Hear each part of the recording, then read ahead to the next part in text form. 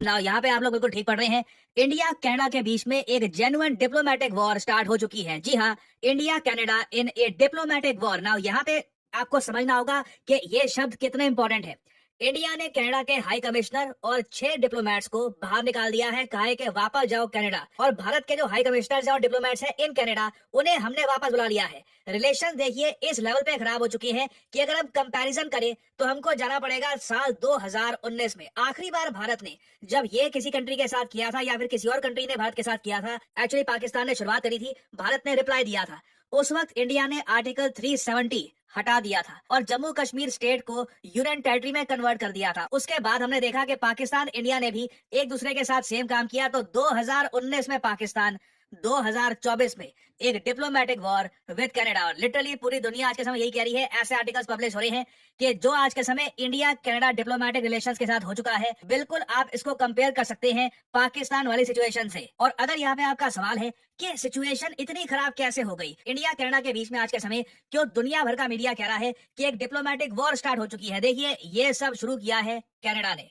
Canada के prime minister Justin Trudeau ने 45 minutes का एक प्रेसर अटेंड किया रिसेंटली। मीडिया के सामने ये खड़े हुए अपने देश के विदेश मंत्री के साथ, गवर्नमेंट ऑफिशियल्स के साथ, और ओपनली इंडिया पे आरोप ये लगा दिया कि इंडिया वायलेंस सपोर्ट करता है, वायलेंट क्राइम सपोर्ट करता है इन कनाडा। और सबसे ज्यादा अजीब बात तो यहाँ पर ये थी कि कनेडियन पुलिस जो अलग से मीडिया से बात कर रही थी, इन लोगों ने बिश्नोई गैंग का नाम ले लिया। जी हाँ, हम यहाँ पर लॉरेंस बिश्नोई की बात कर रहे हैं। इन लोगों के हिसाब से इंडियन गवर्नमेंट, लिटरली इन्होंने यहाँ पर लाइन बोल दिया कि इंडियन गवर्नमेंट बिश्नोई गैंग के साथ मिलकर जो कनेडियन नागरिक है, प्राइमरली खालिस्तानी, उनको टारगेट कर रही है in Canada. And claimed by one organized crime group in particular, which is the Bishnoi group.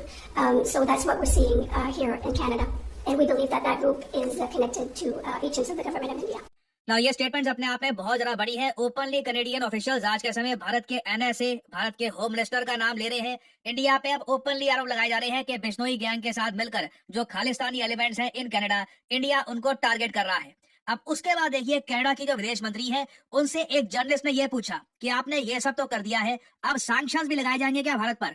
उसके रिस्पॉन्स में कनाडा की विदेश मंत्री ने बहुत ही बड़ी बात कह दी, everything is on the table. वो ऑप्शन भी हमारे पास है, भारत पर कनाडा सैंक्शंस भी इंपोज कर सकता है। ना सिर्फ कनाडा, इन्होंने ये कहा कि कनाडा बाकी जो G7 कंट्रीज हैं उनसे बातचीत करके ये बिल्कुल कर सकता है। ये जो वीडियो है ये देखिए, मैं कहूंगा इंडिया कनाडा रिलेशंस के हिसाब से this is the most important video.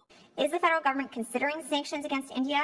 And if it's not sanctions, what other steps are you considering taking? So today was a really important step. When you look at what is available in our toolbox, expulsing diplomats is one of the highest the highest and the toughest measure that a country can take under the Vienna Convention. For the rest, we'll continue to push India to make sure that they cooperate. We'll continue to engage with our Five Eyes partners. We'll continue to engage with also all our G7 partners, and everything is on the table. Next question. Hi, Ministers. Tom Perry with CBC. तो आपने सुना यहाँ पर Canada की विदेश मंत्री ये कह रही है कि ये G7 से बातचीत करेंगे। जो 5 आइज कंट्री है, जो ऑब्वियसली आपको पता होगा, न्यूजीलैंड, ऑस्ट्रेलिया, यूके, यूएस, इन सब के साथ भी कनाडा बातचीत करेगा। और उसके बाद डिसाइड किया जाएगा कि भारत पे सैंक्शंस लगाने हैं या नहीं लगाने। ये मैं आपको बता दूं, डिफाइनिंग मोमेंट है इंडिया और वेस्टर्न कंट्रीज के रिलेशंस के बीच में। अगर इंडिया पे सैंक्शंस लगा दिए जाते हैं तो आप ये भी सुन लीजिए, इससे इंडिया और यूएस के जो रिलेशन में तरक्की हुई है, इसको भी बहुत ज्यादा बड़ी चोट लगेगी। तो इसलिए मुझे अभी भी लगता नहीं है कि यूएस अलाउ करेगा कनाडा को कि इंडिया पे सैंक्शंस लगा दिए जाएं।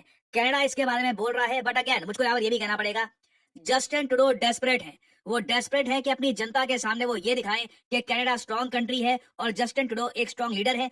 तो एक बार को इलेक्शन के दबाव में आकर हो सकता है बहुत ज्यादा छोटे लेवल के सैंक्शंस कनाडा लगा सकता है इंडियन इंडिविजुअल्स पर। हो सकता है कि जो हमारे कई डिप्लोमेट्स हैं या फिर कई जो गवर्नमेंट ऑफिशियल्स हैं, उन पे सैंक्शन लग जाए कि आप कनाडा में एंट्री नहीं कर सकते, आपके अगर कनाडा में कुछ बैंक अकाउंट है फ्रीज कर दिए जाएंगे। एट मैक्स लग रहा है कि कनाडा यही करेगा। उसके अलावा कोई आप कह लीजिए बड़े लेवल पर सैंक्शंस की उम्मीद लग नहीं रही। बट डेफिनेटली जो कनाडा ने यहाँ पर कहा है, this is very concerning.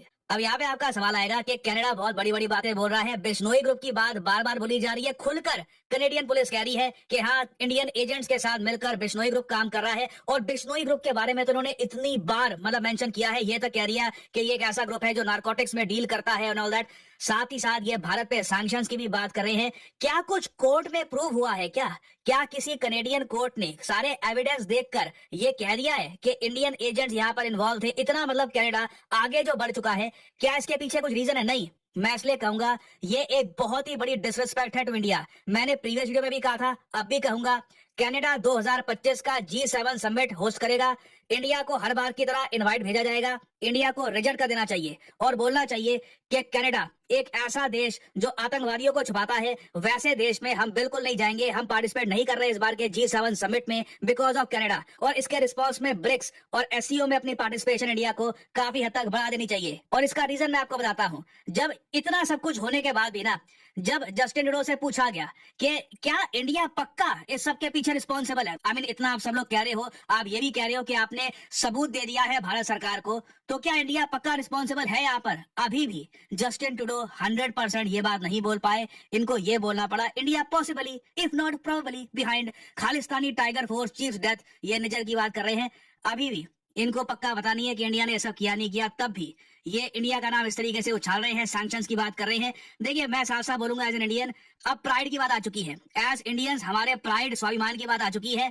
India should deal with Canada accordingly. जो भी होगा, मुझे लगता नहीं है कि खास कुछ इसका एक इकोनॉमिक इम्पैक्ट हम पे आने वाला है। ये मत अज्यूम करिएगा कि कनाडा कोई बहुत बड़ी इकोनॉमिक पावर है जो हमारी इकोनॉमी को हिट करेगी विद सैंक्शंस। ऐसा कुछ होने नहीं वाला। तो इंडिया को कनाडा को एक प्रॉपर रिप्लाई देना चाहिए और सबसे बड़ा रिप्लाई तो यही होगा कि 2025 में G7 समिट इंडिया ना अटेंड करे। तो यहाँ पर देखिए, मैं आप लोगों से जानना चाहूंगा भारत का एक प्रॉपर डिप्लोमेटिक रिएक्शन यहाँ पर क्या होना चाहिए, क्योंकि अगेन बिना कुछ प्रूफ हुए, बिना किसी कोर्ट के कुछ जजमेंट के बिना भारत पे बड़े आरोप लगाए जा रहे हैं। भारत सरकार को ओपनली बिश्नोई गैंग से लिंक किया जा रहा है। बताइए भारत को यहाँ पर क्या करना चाहिए? लिखिएगा इसके बारे में कमेंट सेक्शन में।